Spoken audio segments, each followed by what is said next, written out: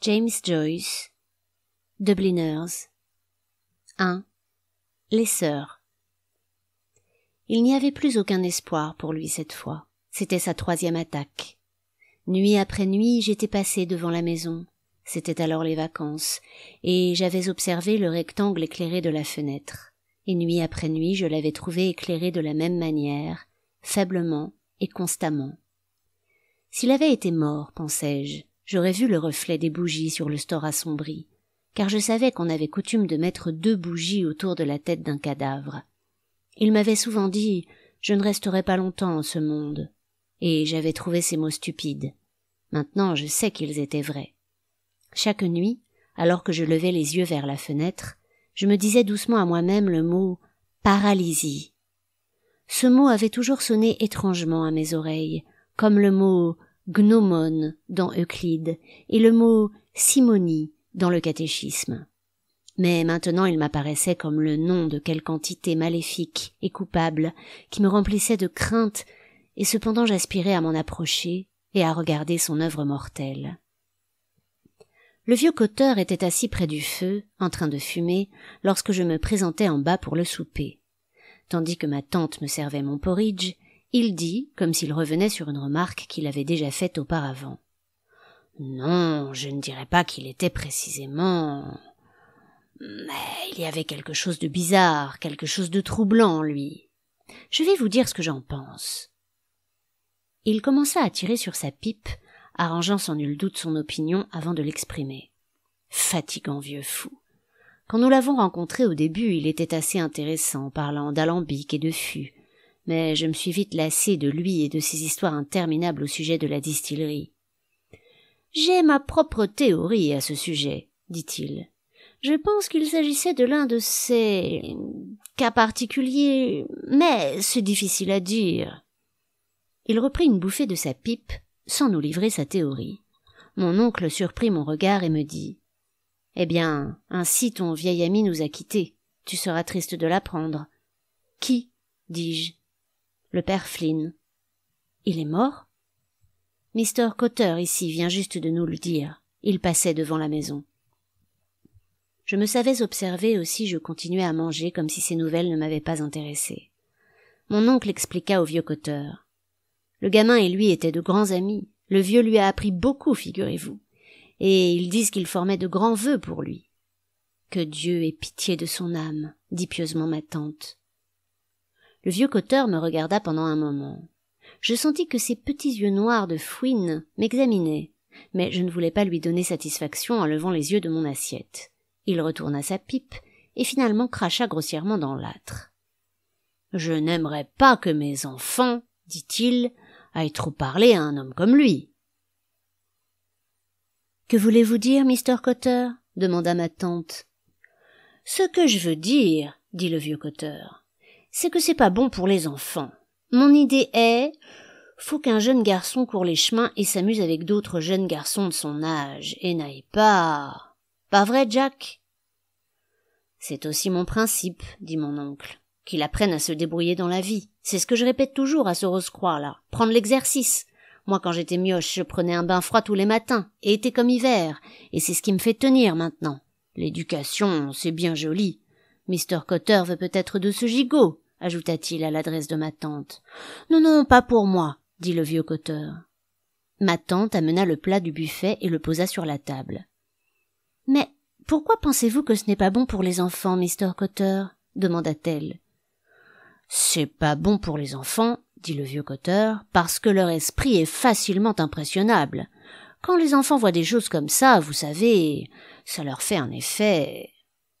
Je me remplis la bouche de porridge de peur de laisser transparaître ma colère. Fatigant vieil imbécile au nez rouge. Il était tard lorsque je m'endormis. Bien que je fusse en colère contre le vieux Cotter qui avait parlé de moi comme d'un enfant, je m'attachais à essayer de trouver un sens à ces phrases inachevées. Dans l'obscurité de ma chambre, j'imaginais que je voyais à nouveau la lourde face grise du paralytique. Je rabattis les couvertures par-dessus ma tête et essayai de penser à Noël. Mais le visage gris me poursuivait toujours.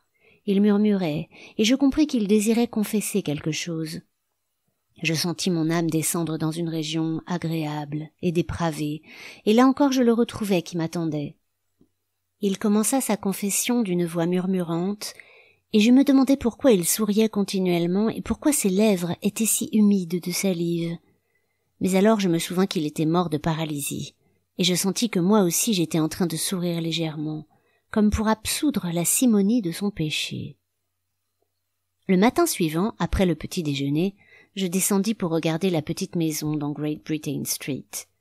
C'était une modeste boutique qui affichait l'enseigne vague « Draperie ». En fait de draperie, il y avait surtout des chaussons d'enfants et des parapluies, et les jours ordinaires une note était accrochée à la fenêtre avec écrit « Parapluie recouvert ». Aucun écriteau n'était cependant visible pour le moment, car les volets étaient clos. Un bouquet de deuil était accroché au marteau de la porte avec un ruban. 2 pauvres femmes et un garçon du télégramme étaient en train de lire la carte épinglée sur le crêpe. J'approchai également et lus.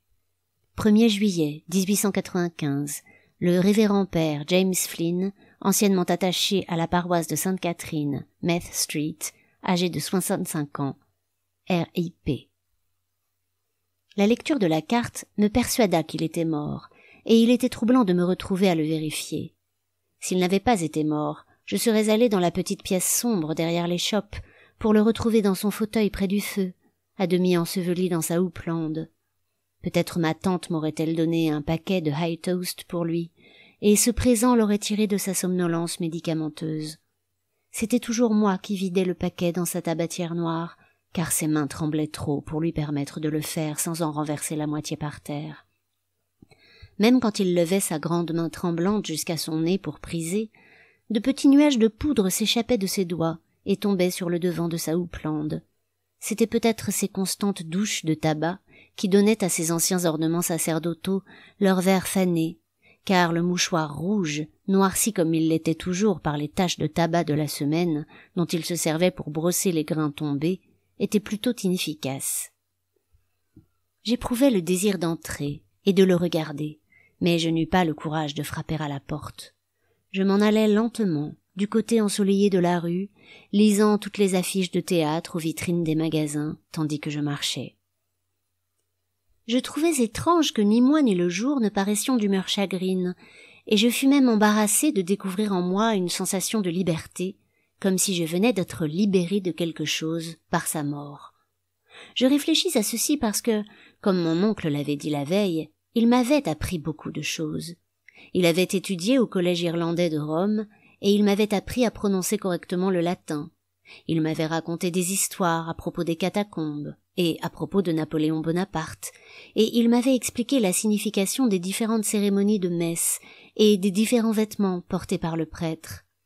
Parfois il s'était amusé à me poser des questions difficiles, me demandant ce que quelqu'un devrait faire dans certaines circonstances, ou bien si tel et tel péché était mortel ou véniel, ou une simple imperfection.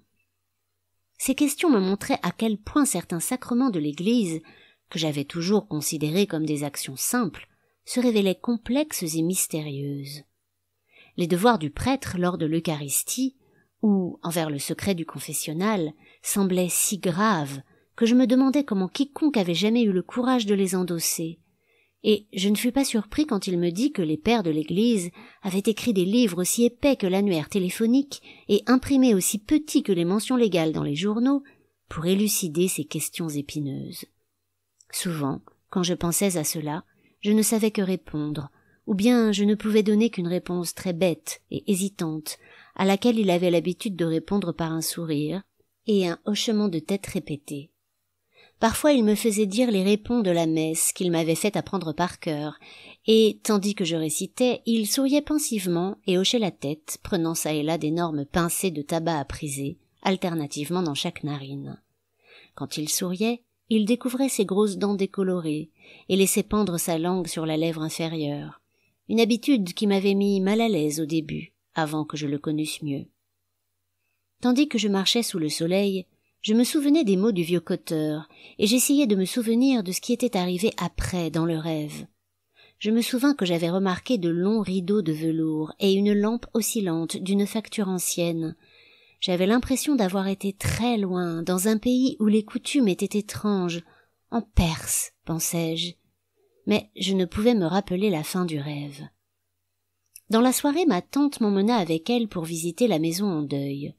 C'était après le coucher du soleil, mais les fenêtres des maisons, qui étaient tournées vers l'ouest, réfléchissaient l'or fauve d'un vaste banc de nuages. Nanny nous reçut dans le hall, et comme il eût été inconvenant de crier pour s'adresser à elle, ma tante se contenta de lui serrer les mains. La vieille femme désigna l'étage d'un air interrogatif, et, comme ma tante acquiesçait, elle se mit en devoir de grimper l'étroit escalier devant nous, sa tête penchée dépassant à peine du niveau de la rampe. Quand elle arriva sur le palier, elle s'arrêta et nous indiqua la porte de la chambre du mort.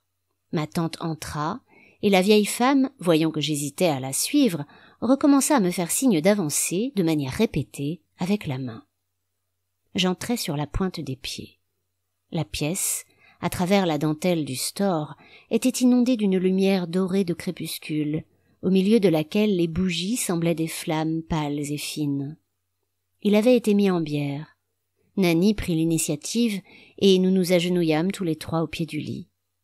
Je fis semblant de prier, mais je ne parvenais pas à garder la tête claire, car les murmures de la vieille femme me distrayaient. Je remarquai que sa jupe était mal attachée derrière, et que les talons de ses chaussons étaient usés du même côté. Il me vint l'idée absurde que le vieux prêtre était en train de sourire, allongé dans son cercueil. Mais non. Quand nous nous levâmes et passâmes à la tête du lit, je vis qu'il n'était pas en train de sourire. Il gisait là, solennel et terreux, vêtu comme pour l'autel, ses larges mains tenant tranquillement un calice. Son visage était terreux, gris et massif, avec des narines noires, caverneuses, entourées d'un maigre poil blanc. Il y avait une odeur lourde dans la chambre, les fleurs. Nous nous signâmes et partîmes. Dans la petite pièce du bas, nous trouvâmes Élisa, assise, immobile dans son fauteuil. Je me faufilai jusqu'à ma chaise habituelle, dans le coin, tandis que Nanny se dirigeait vers le buffet et apportait une carafe de sherry et des verres à pied. Ensuite, à la demande de sa sœur, elle remplit les verres de sherry et nous les passa.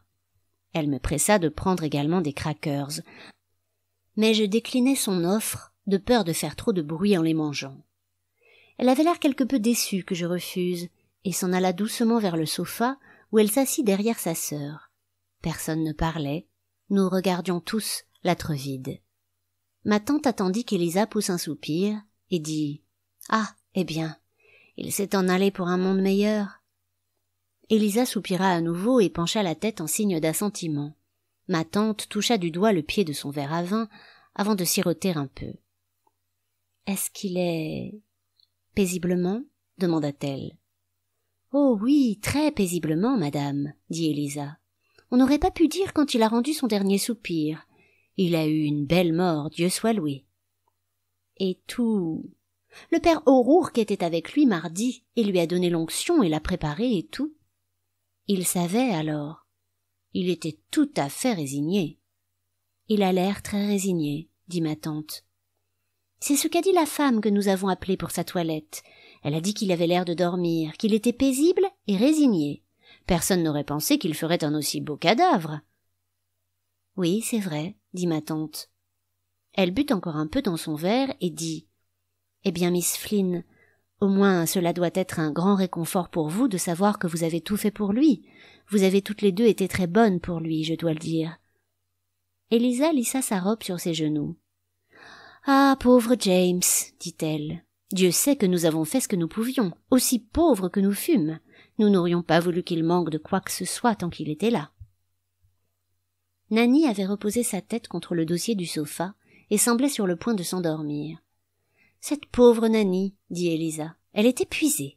Avec tout le travail que nous avons eu, elle et moi, pour trouver la femme pour sa toilette, et ensuite pour le disposer, et puis le cercueil, et enfin tous les arrangements pour la messe à la chapelle.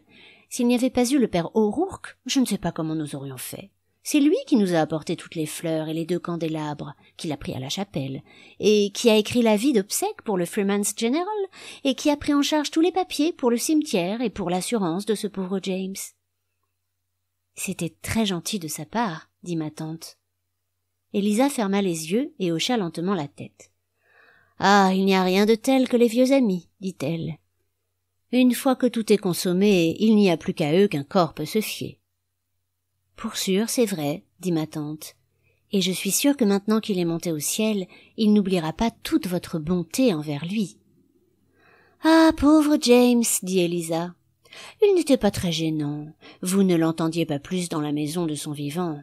Et pourtant, même si je sais bien qu'il est parti et tout ça, c'est lorsque tout sera fini qu'il va vous manquer, dit ma tante. Je sais, dit Eliza. Je ne lui apporterai plus son bol de bouillon de bœuf, et vous, madame, vous ne lui enverrez plus son tabac à priser. Ah, pauvre James. Elle s'arrêta comme si elle entrait en communion avec le passé, puis elle dit finement. Je vous le dis, j'ai remarqué que quelque chose clochait chez lui dernièrement. Quand je lui apportais sa soupe, je le trouvais avec son bréviaire par terre, à demi couché sur son fauteuil et la bouche ouverte. Elle mit un doigt contre son nez et fronça ses sourcils. Puis elle continua. Malgré tout, il ne cessait de répéter qu'avant la fin de l'été, il aimerait sortir un jour de soleil pour revoir la vieille maison où nous sommes nés, dans Irish Town, et qu'il aimerait nous emmener, Nanny et moi, avec lui. Si nous pouvions louer à la journée, pas trop cher, l'un de ces attelages modernes, silencieux, dont le père O'Rourke lui avait parlé, ceux avec des roues rhumatiques, chez Johnny Rush, un dimanche après-midi, tous les trois. Il avait l'esprit fixé là-dessus. Pauvre James. Dieu ait pitié de son âme, dit ma tante. Élisa prit son mouchoir et essuya ses yeux. Puis elle le rangea dans sa poche et regarda la grille de l'âtre vide pendant un moment sans parler. Il était toujours trop scrupuleux, dit-elle. Ses devoirs de prêtre étaient trop lourds pour lui. Et alors sa vie était, pour ainsi dire, barrée par une croix. Oui, dit ma tante, c'était un homme déçu, cela se voyait. Le silence prit possession de la petite pièce, et à sa faveur je m'approchai de la table, égouttai mon chéri, puis retournai doucement à ma chaise dans le coin. Élisa semblait être tombée dans une rêverie profonde. Nous attendîmes respectueusement qu'elle rompe le silence, et après une longue pause, elle dit lentement. « Ce calice qu'il a cassé, c'est par ça que tout a commencé. Bien sûr, ils ont dit que ce n'était pas grave, puisqu'il n'y avait rien à l'intérieur, je veux dire, mais quand même. Ils ont dit que c'était de la faute de l'enfant de cœur, mais ce pauvre James était si nerveux, Dieu l'ait en sa miséricorde. »« Et c'était cela, dit ma tante. J'ai entendu quelque chose. » Élisa hocha la tête. « Cela a affecté son esprit, dit-elle. Après cela, il a commencé à se morfondre, à parler quand il n'y avait personne, et à marcher tout seul. Et une nuit qu'il était appelé pour une mission sacerdotale, ils n'ont pu le trouver nulle part au presbytère. Ils ont cherché partout, et il n'y avait pas le moindre signe de lui, nulle part. Alors le curé a suggéré d'essayer à la chapelle. Alors ils ont pris les clés et ouvert la chapelle, et le curé et le père O'Rourke et un autre prêtre qui était là ont amené de la lumière pour le chercher. Eh bien, le croirez-vous, c'est là qu'ils l'ont trouvé, assis tout seul dans le noir de son confessionnal, parfaitement réveillé et en train de rire doucement pour lui-même. » Elle s'arrêta soudain comme pour écouter. Moi aussi je tendis l'oreille, mais il n'y avait aucun son dans la maison, et je savais que le vieux prêtre gisait immobile dans son cercueil, puisque nous venions de le voir, solennel et terreux dans la mort, un calice vide sur sa poitrine. Élisa reprit, parfaitement réveillé et en train de rire pour lui-même. Alors évidemment, quand ils ont vu ça, ça leur a fait dire que quelque chose n'allait pas chez lui.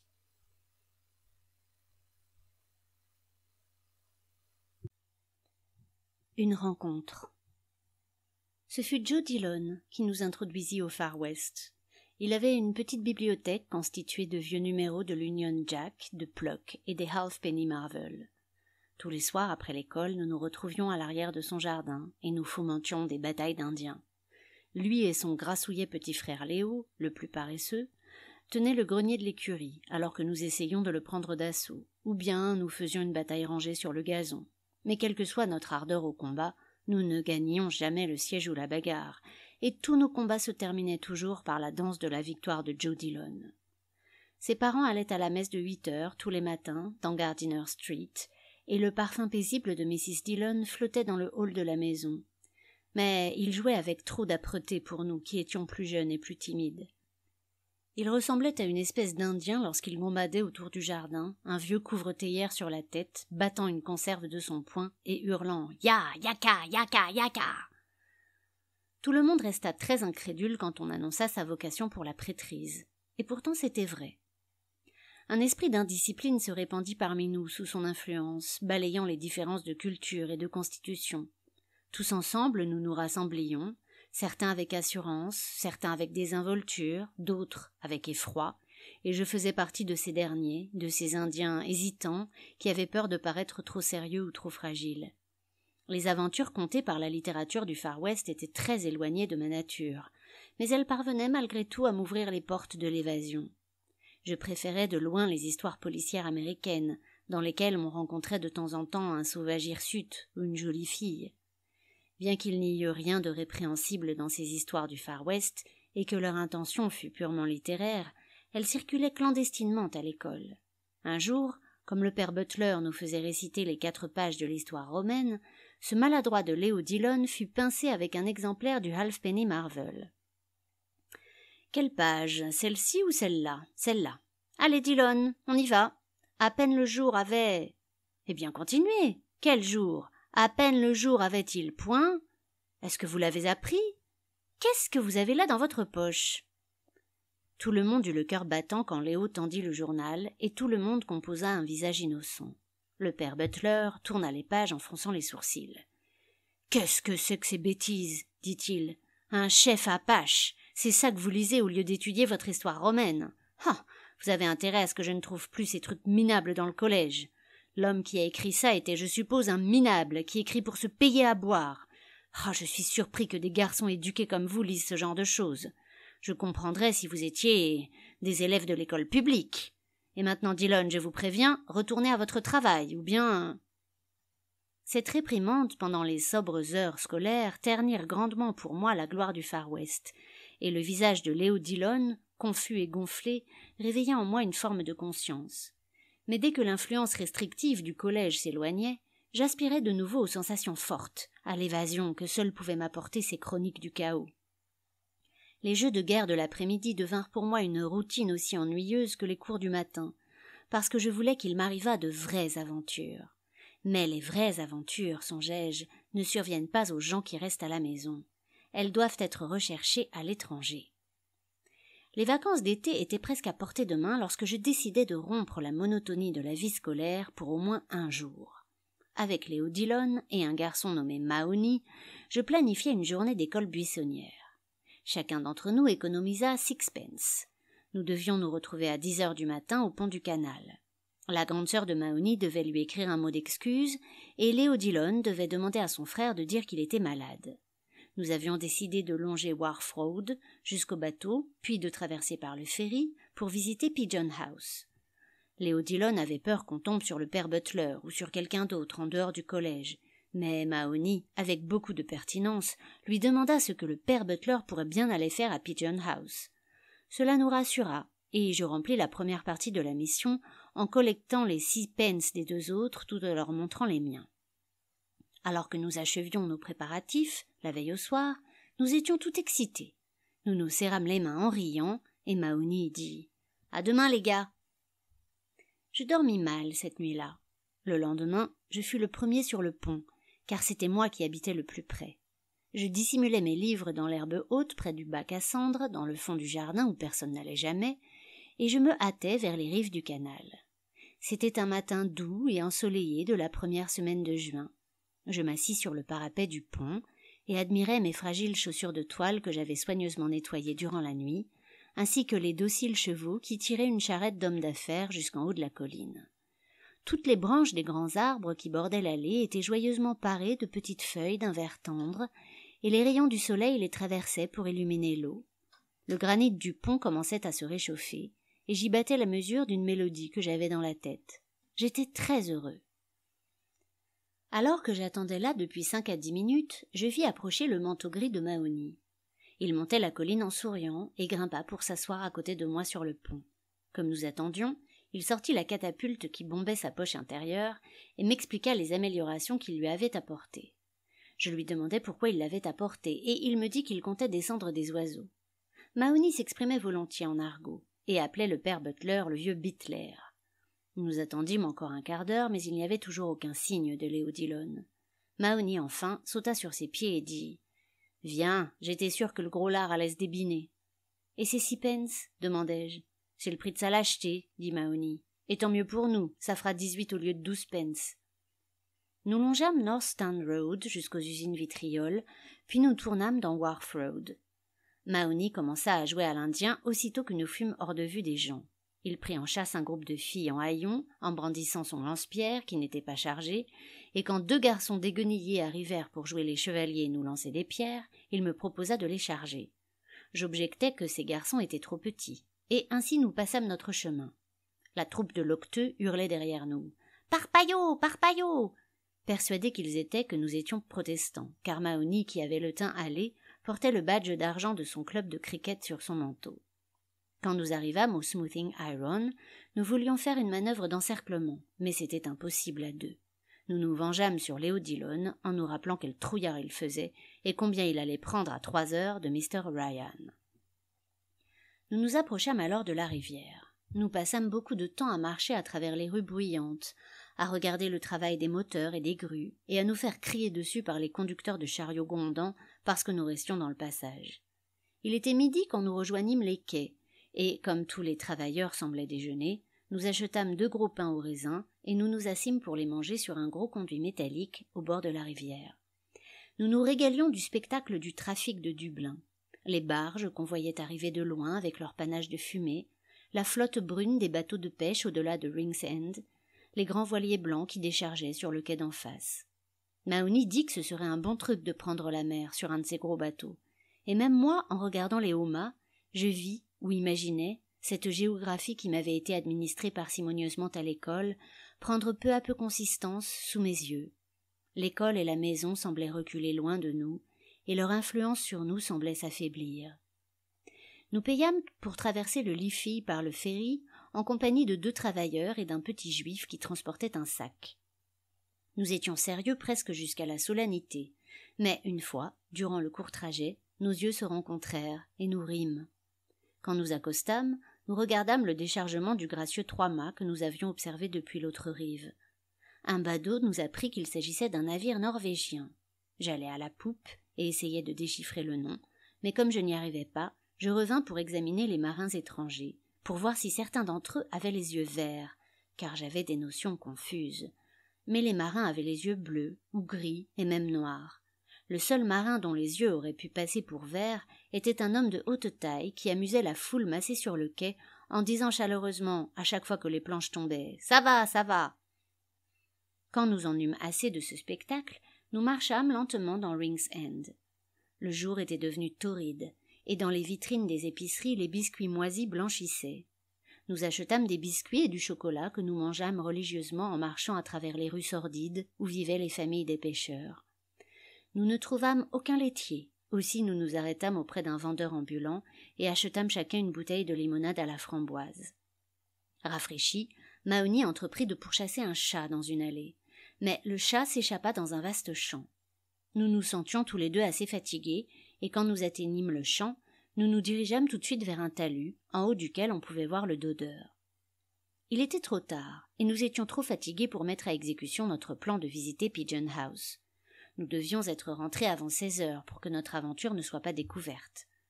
Mahony regardait tristement son lance-pierre, et je dus proposer de rentrer à la maison en train pour lui rendre un peu de vigueur. Le soleil se cacha derrière des nuages et nous laissa à nos pensées fatiguées et aux miettes de nos provisions. Nous étions seuls dans le champ. Au bout d'un moment, à rester sans parler sur le talus, je vis un homme s'approcher de l'autre extrémité du champ.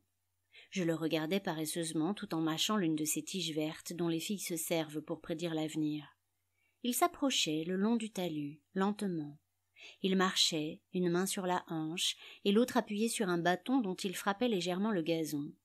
Il était vêtu d'un costume miteux, d'un noir verdâtre, et portait un genre de chapeau melon assez haut. Il avait l'air plutôt vieux, car sa moustache était gris cendré. Lorsqu'il arriva à hauteur de nos pieds, il leva vivement les yeux vers nous, puis continua son chemin. Nous le suivîmes des yeux, et vîmes qu'après avoir fait peut-être une 50aine de pas, il fit demi-tour et revint sur ses pas. Il s'approchait très lentement, frappant toujours le sol de son bâton, si lentement que je crus qu'il recherchait quelque chose dans l'herbe. Il s'arrêta quand il arriva à notre niveau et nous souhaita le bonjour. Nous lui répondîmes, et il s'assit à côté de nous dans la pente, lentement et avec 1000 précautions. Il commença à parler du temps qu'il faisait, disant que ce serait un été très chaud, et ajoutant que les saisons avaient furieusement changé depuis qu'il était enfant. Il y avait de cela très longtemps. Il dit que l'époque la plus heureuse de la vie était indubitablement le temps de l'école, et qu'il donnerait n'importe quoi pour retrouver sa jeunesse. Tandis qu'il exprimait ses sentiments qui commençaient à nous ennuyer, nous demeurâmes silencieux. Alors il commença à parler d'école et de livres.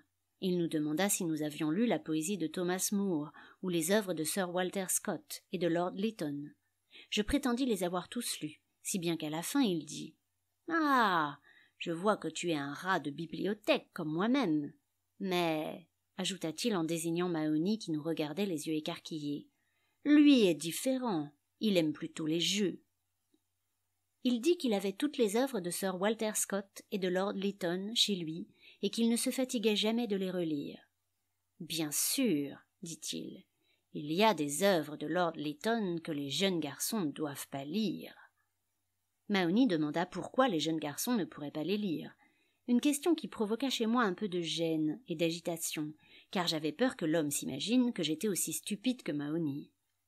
L'homme cependant se contenta de sourire. Je vis qu'il avait de grands trous dans sa bouche, entre ses dents jaunes. Ensuite il nous demanda lequel de nous deux avait eu le plus de petites chéries. Mahony dit avec légèreté qu'il avait eu 3 beautés. L'homme me demanda combien moi j'en avais eu. Je répondis que je n'en avais eu aucune. Il ne me crut pas, et dit qu'il était sûr que je devais en avoir au moins une. Je demeurai silencieux. « Dites-nous, lui dit Mahony insolemment, combien vous en avez eu vous-même » L'homme sourit, comme la première fois, et dit que lorsqu'il avait notre âge, il avait beaucoup de petites chéries. « Tous les garçons, dit-il, ont une petite chérie. » Son attitude à cet instant me frappa par son étrange libéralité, pour un homme de son âge. Dans mon cœur, je pensais que ce qu'il disait à propos des garçons et des petites chéries était raisonnable, mais je n'aimais pas les mots dans sa bouche, et je me demandais pourquoi il avait tremblé 1 ou 2 fois comme s'il avait peur de quelque chose, ou comme s'il avait un frisson soudain. Comme il reprit la parole, je remarquai que son accent était bon. Il commença à parler des filles, de leurs cheveux si doux et si jolis, de leurs mains si douces, et du fait qu'elles n'étaient pas toutes aussi bonnes qu'elles le semblaient quand on les connaissait un peu. Il n'y avait rien qu'il aimât davantage, disait-il, que de regarder une jolie jeune fille, ses belles mains blanches et ses beaux cheveux si doux. Il me donna l'impression de réciter quelque chose qu'il avait appris par cœur, ou d'avoir l'esprit hypnotisé par les mots de son propre discours, de telle sorte qu'il tournait en rond lentement toujours sur la même orbite. Parfois il s'exprimait comme s'il faisait simplement allusion à une chose bien connue de tous, et parfois il baissait la voix et parlait d'une voix mystérieuse comme s'il nous racontait un secret que les autres ne devaient pas entendre. Il répéta ces phrases, encore et encore, les faisant varier et les enrobant de sa voix monotone. Je continuais à regarder vers le bas du talus, tout en l'écoutant. Après un long moment, son monologue cessa. Il se leva lentement, nous dit qu'il devait nous quitter pendant quelques minutes, et dans mon champ de vision je le vis s'éloigner lentement vers le bout du champ le plus proche. Nous ne dîmes pas un mot quand il fut parti. Après un silence de quelques minutes, j'entendis Mahony s'écrier « Eh ben, regarde ce qu'il est en train de faire !» Comme je ne répondais pas, ni ne levais les yeux, Mahony s'écria encore « Eh ben, c'est un drôle de vieux fou !» « Au cas où il nous demande nos noms, dis-je, tu n'as qu'à t'appeler Murphy et moi Smith. » Nous n'ajoutâmes rien.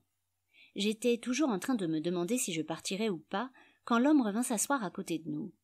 Il venait à peine de s'asseoir que Mahony, apercevant le chat qui lui avait échappé tout à l'heure, bondit sur ses pieds et partit à sa poursuite dans le champ. L'homme et moi regardâmes la course-poursuite. Le chat échappa une fois de plus à Mahony, qui commença à lancer des pierres sur le mur qu'il avait escaladé. Puis, lassé, il se mit à marcher sans but à l'autre bout du champ. Après un laps de temps, l'homme s'adressa à moi. Il me dit que mon ami était un rustre, et me demanda s'il était souvent fouetté à l'école. J'allais répondre indigné que nous n'étions pas des élèves de l'école publique pour nous faire ainsi fouetter comme il disait. Mais je ne dis rien. Il commença à parler du châtiment corporel des petits garçons.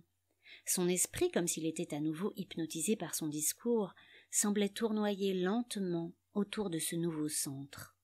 Il dit que quand les garçons étaient de ce genre, ils devraient être fouettés, et bien fouettés.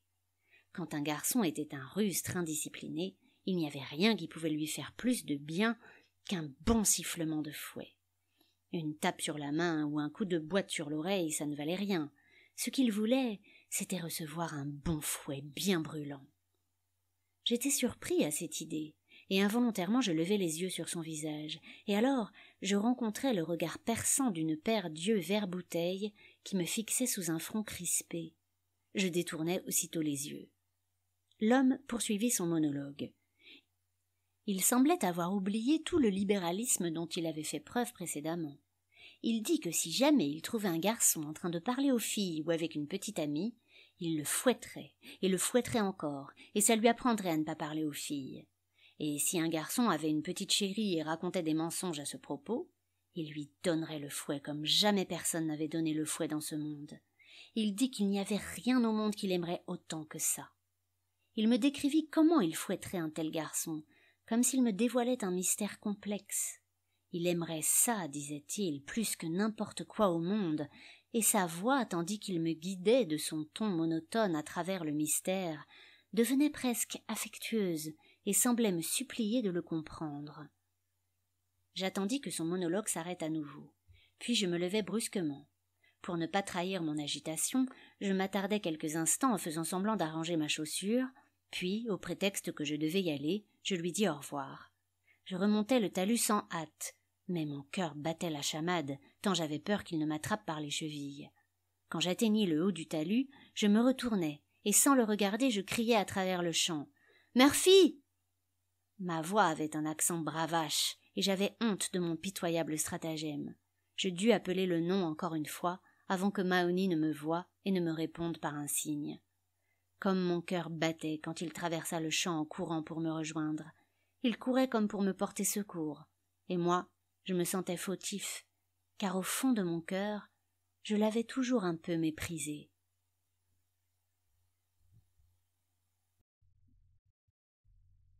L'Arabie. North Richmond Street, qui était une impasse, était toujours calme à l'exception de l'heure où l'école des frères chrétiens relâchait ses élèves. Une maison abandonnée de 2 étages s'élevait au fond de l'impasse, séparée de ses voisines par une cour pavée. Les autres maisons de la rue, conscientes d'abriter une vie décente, se regardaient les unes les autres avec des visages bruns, imperturbables. L'ancien habitant de cette maison, un prêtre, était mort dans le salon du fond. Une atmosphère renfermée et moisie régnait dans toutes les pièces, et le débarras derrière la cuisine était jonché de vieux papiers inutiles. Parmi ceux-ci, je trouvai quelques livres recouverts de papier, aux pages humides et gondolées, l'Abbé de Walter Scott, les Dévotions de la Communion et les Mémoires de Vidocq. Ce dernier était mon préféré, car ses pages étaient jaunes. Le jardin sauvage derrière la maison contenait un pommier central et quelques buissons échevelés, au pied de l'un desquels je trouvais la pompe à vélo rouillée du précédent occupant.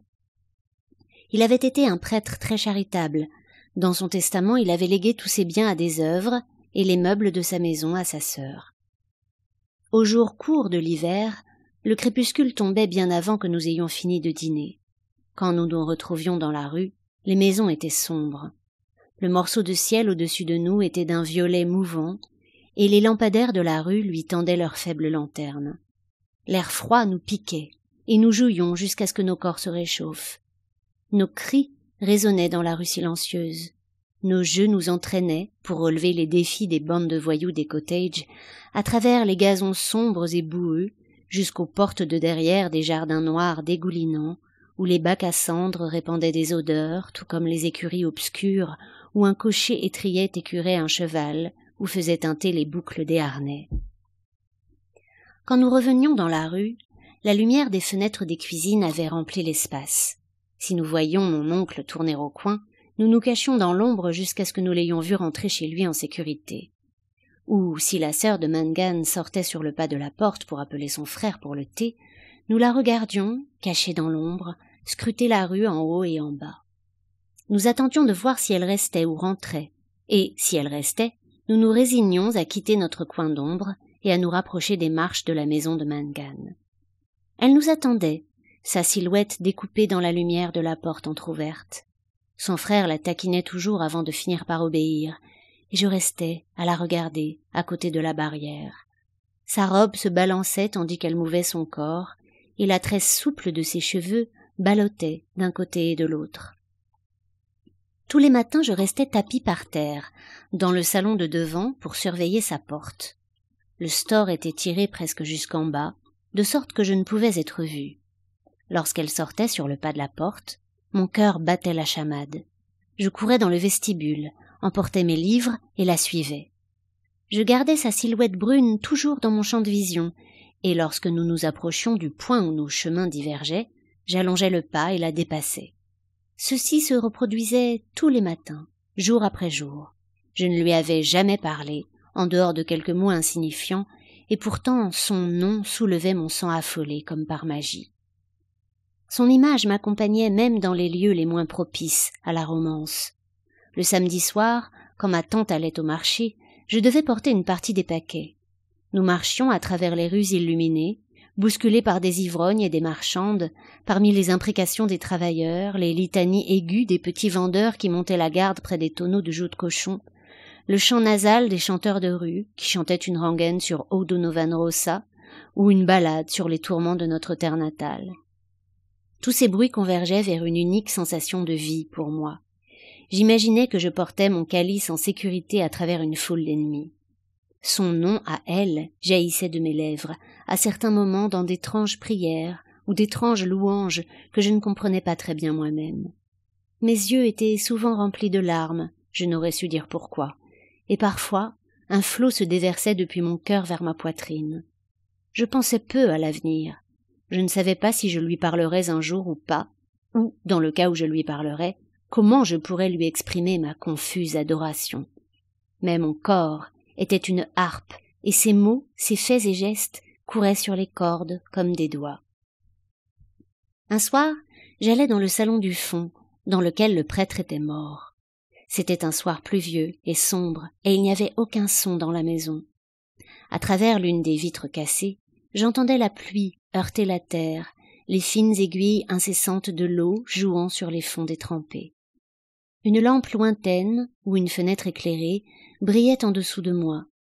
J'étais reconnaissant de ne pouvoir distinguer grand-chose. Ma raison vacillait, désirant l'obscurité, et comme je sentais que j'étais sur le point de perdre connaissance, je pressais les paumes de mes mains l'une contre l'autre, jusqu'à ce qu'elles tremblent, en murmurant « Ô amour !» plusieurs fois. Enfin, un jour, elle me parla. Quand elle m'adressa ses premiers mots, j'étais si confus que je ne savais que répondre. Elle me demanda si j'allais à l'Arabie. Je ne me souviens plus si je répondis oui ou non. Ce devait être une splendide foire. Elle dit qu'elle aurait beaucoup aimé y aller. « Et pourquoi ne peux-tu y aller ?» demandai-je.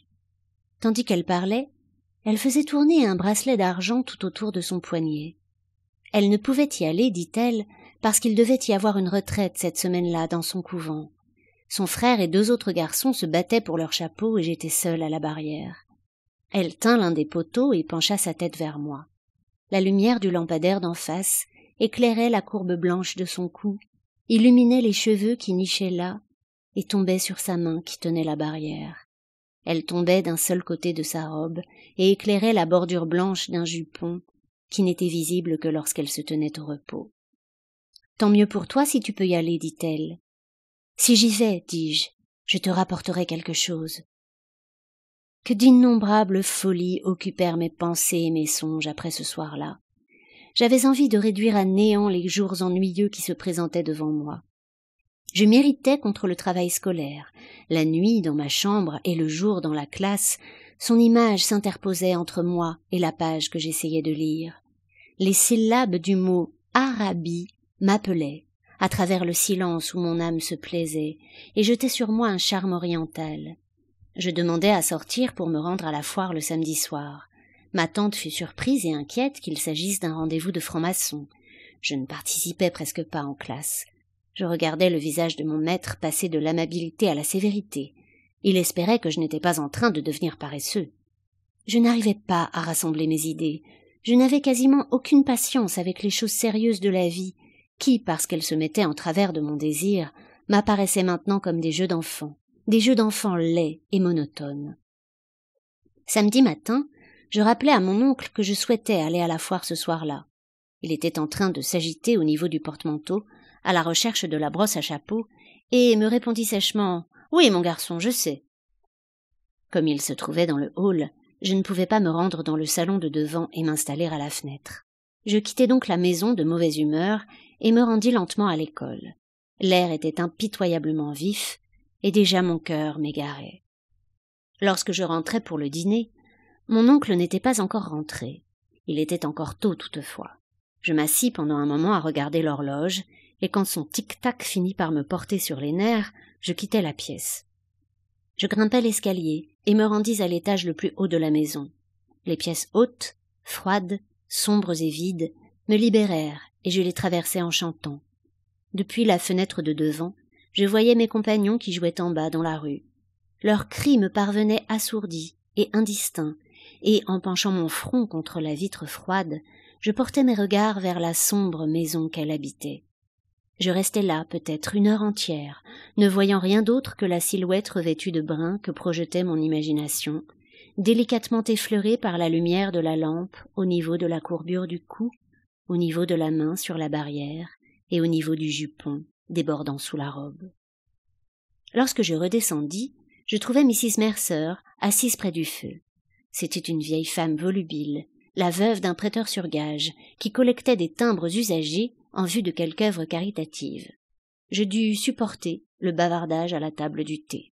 La collation se prolongea pendant plus d'1 heure, et mon oncle n'arrivait toujours pas. Mrs. Mercer se leva pour prendre congé.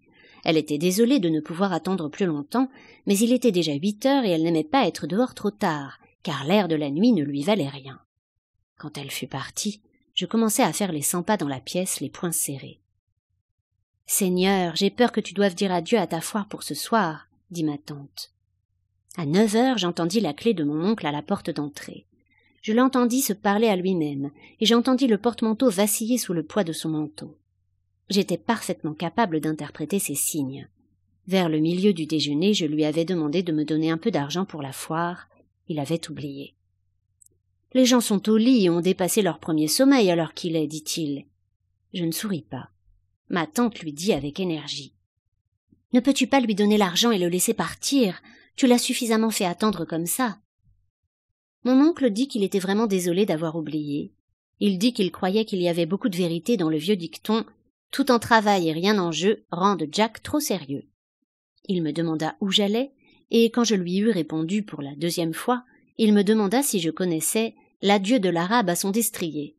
Quand je quittai la cuisine, il s'apprêtait à réciter le début du texte à ma tante.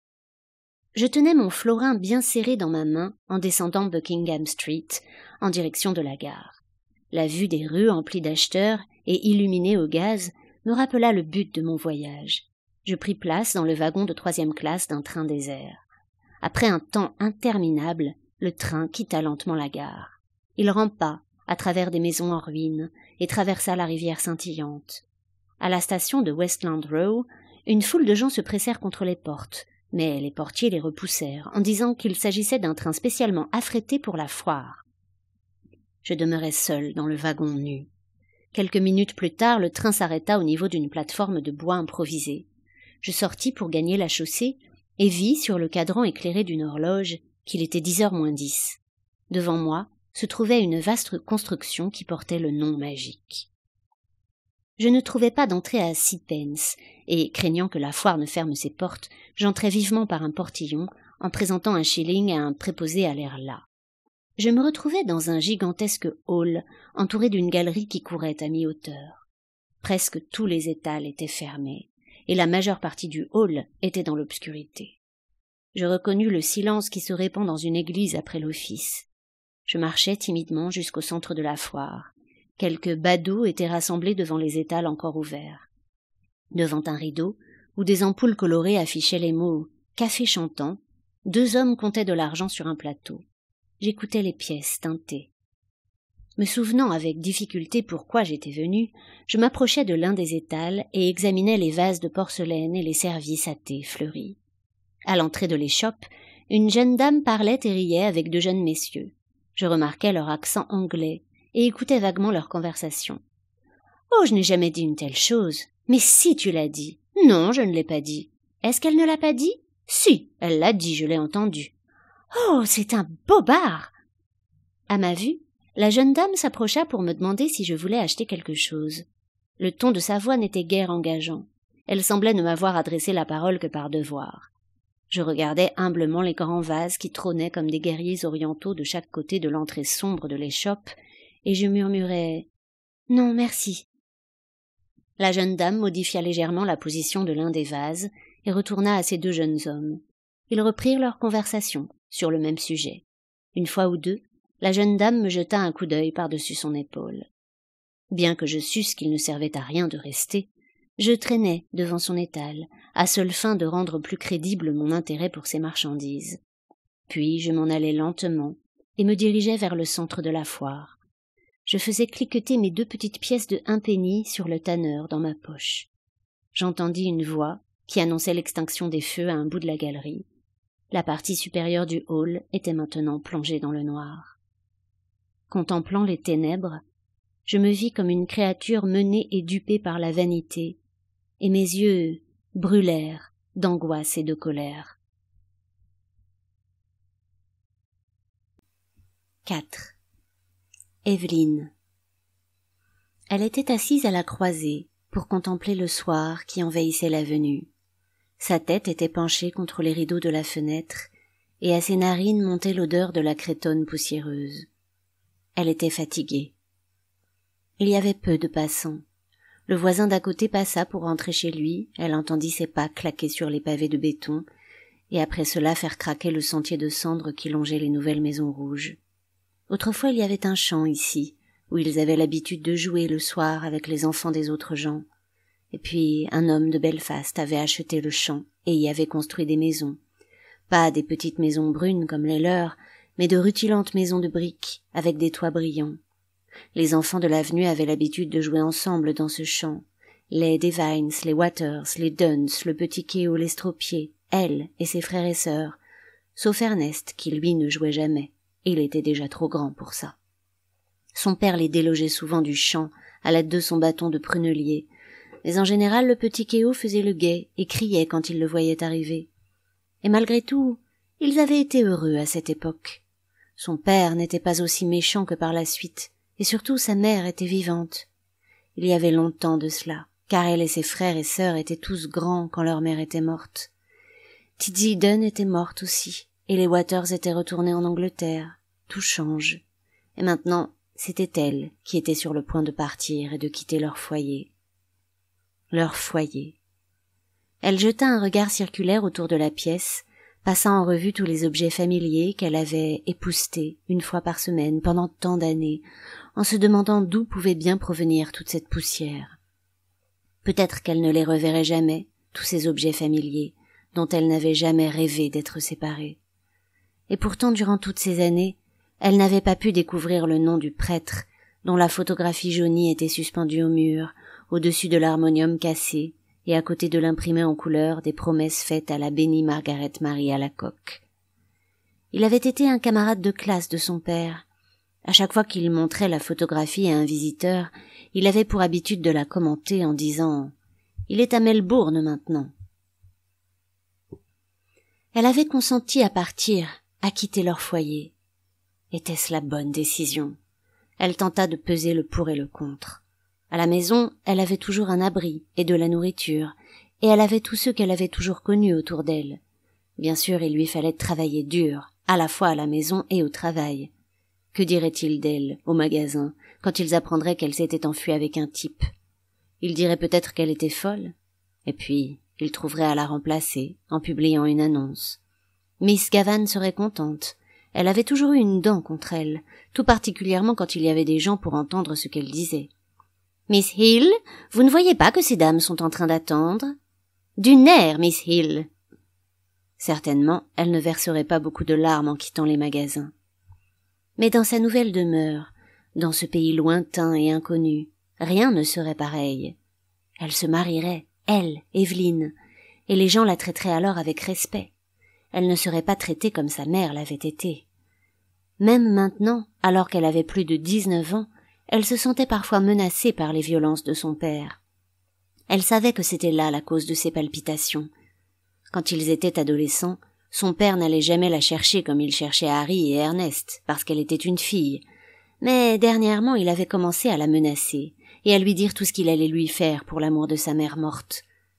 Et elle n'avait personne pour la protéger. Ernest était mort, et Harry, dans le commerce de décoration d'église, était toujours par monts et par vaux. De plus, la sempiternelle querelle pour l'argent le samedi soir en était venue à l'inquiéter indiciblement. Elle donnait toujours tous ses gages, 7 shillings, et Harry envoyait toujours ce qu'il pouvait, mais le problème était de récupérer l'argent de son père. Il disait qu'elle avait l'habitude de gaspiller l'argent, qu'elle n'avait pas de tête, qu'il n'allait pas lui donner son argent durement gagné pour qu'elle le jette par les fenêtres, et beaucoup d'autres choses encore, car il était en général très mauvais le samedi soir. À la fin, il lui donnait l'argent, et lui demandait si elle avait l'intention d'acheter le repas du dimanche. Alors elle devait se précipiter dehors, aussi vite que possible, pour faire ses emplettes, tenant serré dans sa main son porte-monnaie de cuir noir, tandis qu'elle jouait des coudes dans la foule. Elle rentrait tard, chargée de son fardeau de provisions. Elle travaillait dur pour tenir la maison, et pour s'assurer que les 2 jeunes enfants qui étaient à sa charge allaient bien à l'école et mangeaient régulièrement. C'était un travail dur, une vie dure, mais maintenant qu'elle s'apprêtait à la quitter, elle ne la trouvait plus complètement insupportable. Elle s'apprêtait à explorer une autre vie avec Frank. Frank était très gentil, viril, ouvert. Elle devait partir par le bateau de nuit avec lui, pour devenir sa femme et vivre avec lui à Buenos Aires, où il avait un foyer qui l'attendait. Comme elle se souvenait bien de la première fois qu'elle l'avait vu. Il logeait dans une maison sur la route principale, où elle avait l'habitude d'aller. C'était quelques semaines auparavant. Il se tenait debout au portail, sa casquette à visière abattue en arrière sur sa tête, et ses cheveux tombaient sur son visage de bronze. Puis ils avaient fait connaissance. Il l'attendait à la sortie des magasins tous les soirs, et la raccompagnait à la maison. Il l'avait emmenée voir la gitane, et elle s'était sentie folle de joie en s'asseyant avec lui dans cette partie inaccoutumée du théâtre. Il était passionné de musique, et chantait un peu. Les gens savaient qu'il se courtisait, et lorsqu'il chantait la chanson de la demoiselle qui aime un marin, elle ressentait toujours une plaisante confusion. Il l'appelait Poppens pour rire. Tout d'abord, elle avait été excitée d'avoir un compagnon, et puis elle avait commencé à bien l'aimer. Il connaissait des histoires de pays lointains. Il avait commencé comme mousse, payé 1 pound le mois, sur un bateau de la ligne Alan qui allait au Canada. Il lui disait le nom des bateaux sur lesquels il avait travaillé et les noms des différents services. Il avait navigué sur le détroit de Magellan et lui racontait des histoires sur les terribles Patagoniens.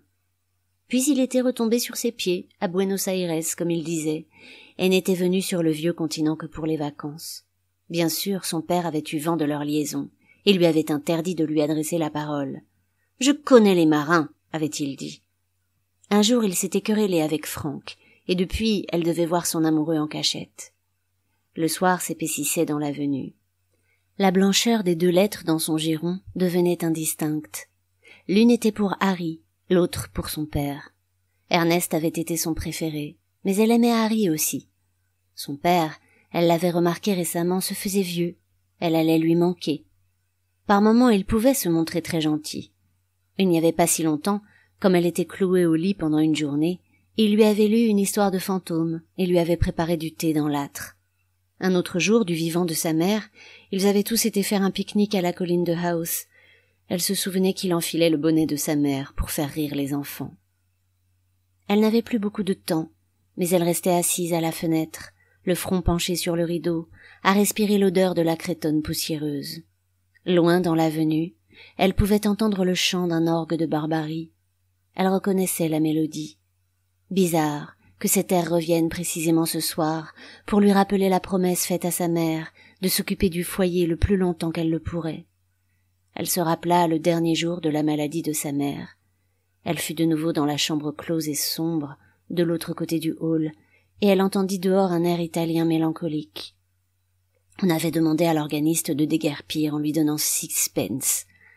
Elle se souvint de son père revenant dans la chambre de la malade, en disant « Satanés italiens, ils viennent jusqu'ici !» Tandis qu'elle méditait, la vision misérable de la vie de sa mère jeta un sortilège au cœur même de son être, cette vie de sacrifice commun s'achevant dans la folie finale. Elle trembla en entendant à nouveau la voix de sa mère dire « Derevaun seraun, derevaun seraun » la fin du plaisir et la douleur. Elle se leva, sous l'emprise d'une brusque terreur. S'échapper, elle devait s'échapper. Franck allait la sauver, il lui donnerait la vie, et peut-être l'amour aussi.